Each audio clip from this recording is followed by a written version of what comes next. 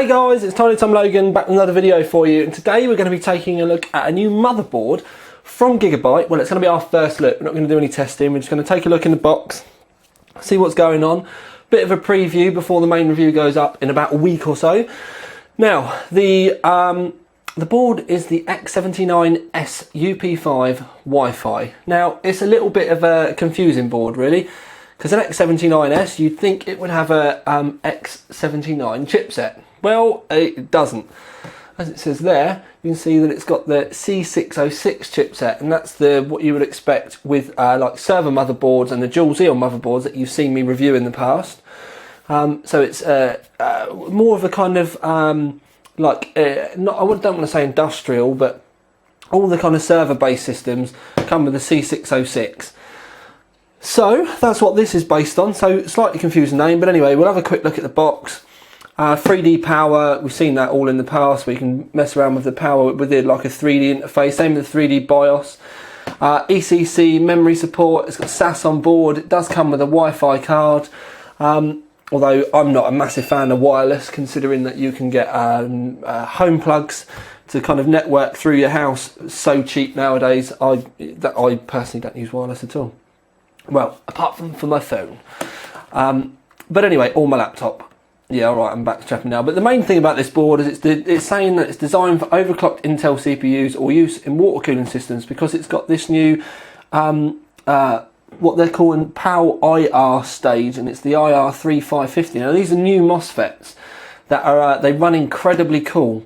Again, with the box, I think this is slightly kind of confusing, because if the MOSFETs run so cool, why would it want to be used in a water-cooled system? It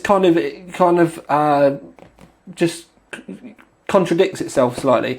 But we have seen this before, because we've done the Z77 board with these, and they do run much cooler. But anyway, what we need to do is get the box open, so that we don't have to keep messing around any longer. Put the box to one side. Now, first thing we're going to do is undo the white box, and I'm going to get the motherboard out. Actually, no, what we'll do is we'll do the accessories first, and we'll do the motherboard afterwards. Now, accessories wise, in here we have a crossfire and an SLI cable. Now, just a note, they are both black. A lot of people have been asking me where these have been coming from recently, so you can see that this does come with the black cables. There's a Gigabyte sticker, utility and driver CD, Wi-Fi and Bluetooth driver CD. That is a USB connector. It may be for the Wi-Fi, but we'll get to that in a bit. Back plate. And then we've got Gigabyte books. So we've got the manual there. That one's just saying set your desktop. Don't know what that bit's for. It might be for the wireless. Yeah, it's for the wireless utility. And then a multilingual installation guidebook. Now, these two little puppies down here are your wireless antennas. Now, don't forget the wireless card does wireless and Bluetooth. But I'm going to pop it out quickly just to show you. Now, this goes, it's not one of the ones like with some of the motherboards where it goes in the I/O port at the back. It's actually a PCI bracket, and you can see that you've got the two antenna screw-ins there, which these screw onto. And then you've got a Wi-Fi LED and then your Bluetooth LED there. So Wi-Fi type Bluetooth at the bottom.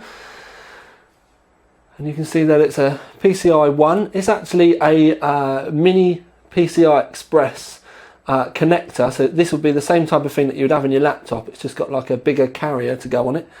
So that's what you can use should you want to use the wireless. As I've said, me personally, if you build in a desktop, if you can't get anywhere near for running cables, just get yourself some home plugs, and because you can obviously get near an electric socket and use home plugs instead. This is a 3.5-inch adapter for the front of your case, and it's got two USB 3s there, and then an internal USB 3 header.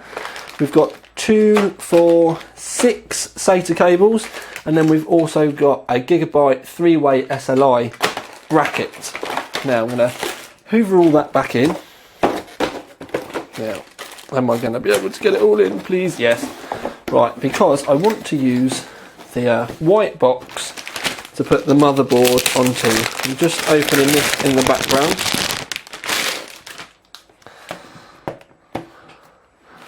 And we'll put it that way around, and then I'm going to move the camera rather than moving the board. Now, what I will say straight away, looking at this, while I move it a little bit to the left, is this looks like the UD5 pictures that were originally leaked for the X79 series. This was pretty much the way that we thought when the original pictures were leaked. This is the way we thought that the UD5 was going to look. Obviously, they made some changes. Some of the Sata slots got changed. They changed the grey over to black.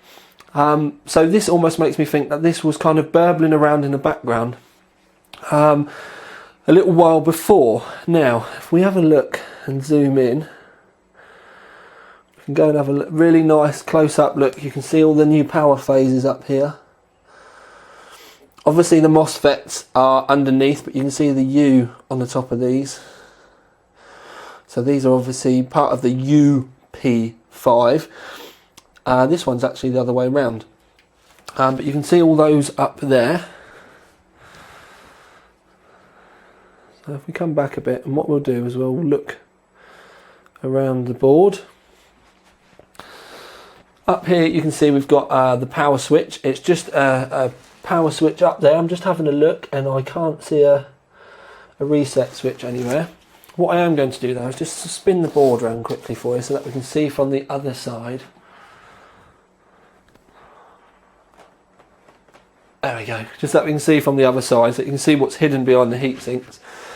You see we've got a single 8-pin power here. There's no other power connections. Normally with X79 we would expect another one, so maybe that's just to show you how good these power connectors are. Another thing, if you look carefully, you can see the heat pipe coming out here, but you can see that the base of the heatsink does come quite far over, so there's quite a few MOSFETs underneath there being cooled. Fan wise, there is one at the top, and that's there, and that says it's the system fan 2, so we'll look around for all the other ones in a bit. But another thing I'm going to do is I'm just going to spin the board round, keep it nice and far away, because what I want to do is get a decent angle so I can show you this. If you have a look, you can see that the heatsink there isn't really touching anything. It is bolted down. It's got a couple of longer standoffs, but from looking right down, if I drop the camera down just so I can show you. Woo! There we go. You can see that there is a gap and you can't see anything touching. But anyway, that's just another thing for us to have looked at. Now, while I'm messing around, I'll put the board back, zoom you out again, and we'll start again. Now obviously,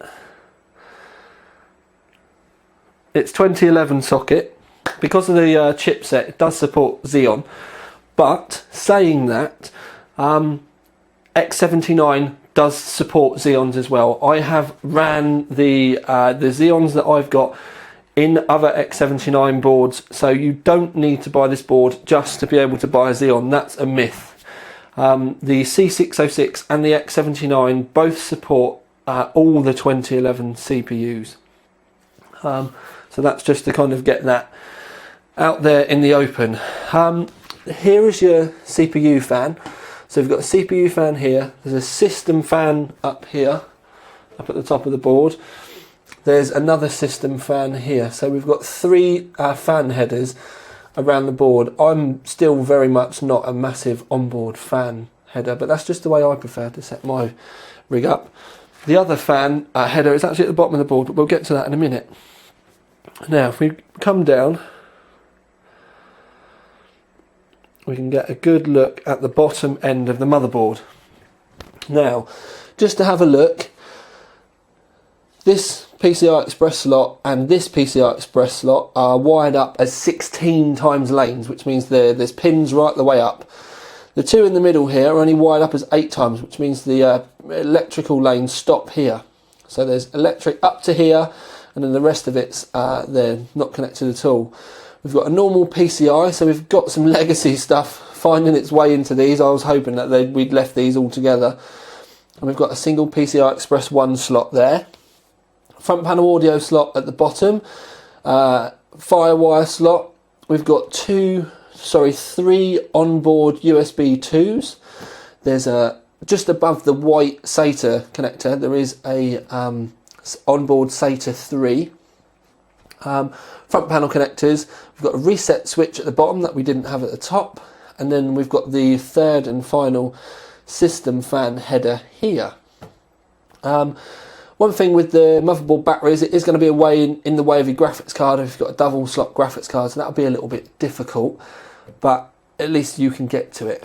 Now, down the right hand side, you can see that we've got different colours of SATA connectors, and that denotes the difference. These are all SAS connectors. 1, 2, 3, 4, so 8 total SAS connectors down this side. Then we've got SATAs up here. This is SATA 3, these are SATA 2, and then these are the SAS. When we do the full review, I'll tell you, the SAS speeds and stuff like that for you. Actually, something I have just noted, I said that that was the third and final system fan header. If you have a look, there's one there, it was hiding, but it is there. So there's 4 in total on the board. So we've got one there, system fan 1, system fan 2, and then the CPU fan header. So we've got 4 system fans and a single CPU fan header. Right, so now we should have a look at the back plate. So we've got a PS2 slot here, which does keyboard and mouse. This is brilliant for anyone that's going to be overclocking. Anyone that knows, you'll know these are a godsend at times. 2 USB 2s. Then we've got an eSATA, which does look like it does USB as well. And a USB, and then a Firewire. Moving over, we've got an eSATA, and then 2 USB 2s. 4 USB 3s, and then 2 Gigabit Ethernet, and then you've got your HD audio out with a digital out as well. So we'll go back to having a look at the board.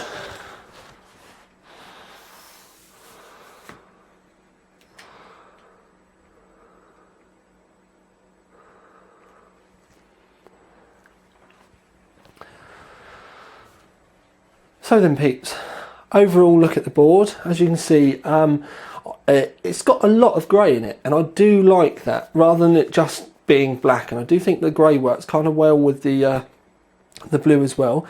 It's a pretty good layout as well. Gives you, going to have a nice good, as long as you've got a big enough case, you're going to have a nice big gap between your graphics cards. You can easily get a dual slot graphics card in this. Like I said, if you've got an extra slot hanging off the bottom of your case, so you've got like 9 slots, then that'll work extra well for you, because you'll be able to have plenty of airflow around this area.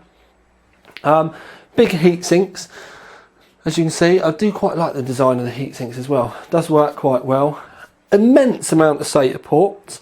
Kind of leads you to the thoughts about this being a kind of server, kind of workstation derived. We'll get to that when we do the testing. Talking about the testing, when I do the testing, I am going to be testing this with a 3960X. Right then, sorry. So we will be testing it with the 3960X and the 2687 3.1 gigahertz Xeon. It is the quickest Xeon that they do, so I'll be able to do it between kind of a pure just workstation based CPU, and then we'll go into do with the 3960X, but also with the 3960X, which means we'll be able to test the overclocking abilities of this board as well, which is obviously going to be crucial for most people, because the Xeons do cost an immense amount of money. But there we go, guys. That's just our first quick look of this together. It's just to kind of whet your appetite. while I am doing the testing, and then I'll get back to this as quickly as possible, and I'll come back with a full review, and we'll do it in as we always will do. Obviously the video is going to be featured both here on YouTube and on the Overclock 3D website. Please subscribe and comment, but for now at least, this is Tiny Tom Logan with the Gigabyte X79S-UP5 that actually doesn't have an X79 chipset on it. It's a C606. Out.